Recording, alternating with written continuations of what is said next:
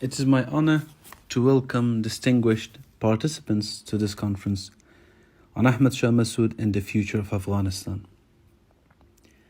Thank you to the conference participants of Gonville and Keyes College, Cambridge. On behalf of the organizers of the conference and on behalf of the Mas'ud Foundation, I would like to thank you for your commitment and your support during this very difficult time for Afghanistan. 3 years ago, my colleagues and I spoke about the importance of holding a conference on the life and legacy of Ahmad Mas'ud at Cambridge. Since then, many have contributed to making this a reality, and I would like to sincerely express my gratitude to them. We have invited leading academics, journalists, politicians, and former military personnel who have devoted their work to Afghanistan, and we are grateful for their involvement. Today, I would like to reflect on the past to help us situate the current crisis that continues to unfold in Afghanistan. My hope is that some of the lessons of history can help us formulate a better and clearer vision for a peaceful future. If we take the emergence of modern Afghanistan as a starting point, what comes to light is a process of state formation that proved to be costly.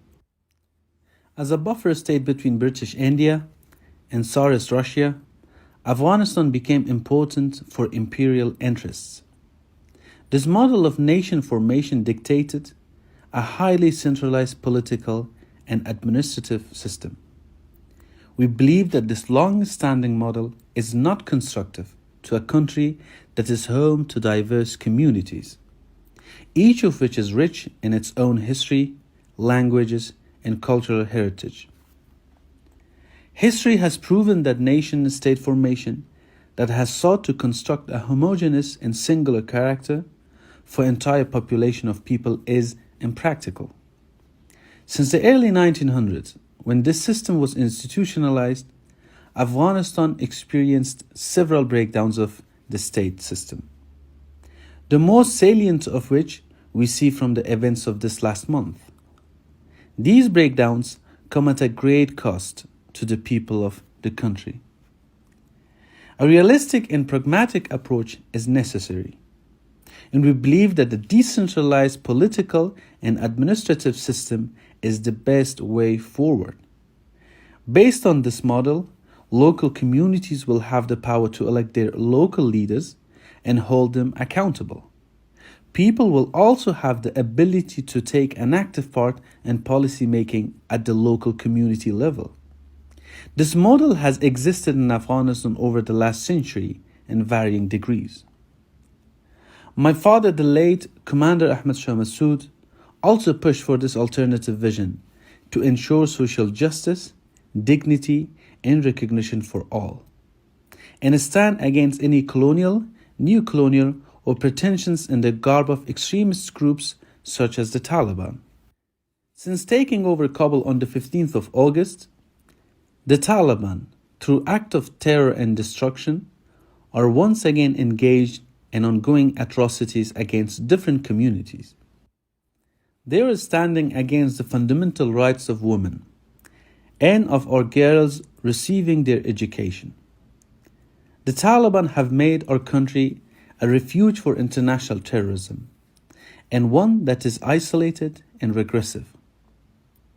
Alongside the men and women of Afghanistan, we stand firmly against the Taliban's foreign ideology. We have seen women leading the opposition on the ground in standing up for their rights.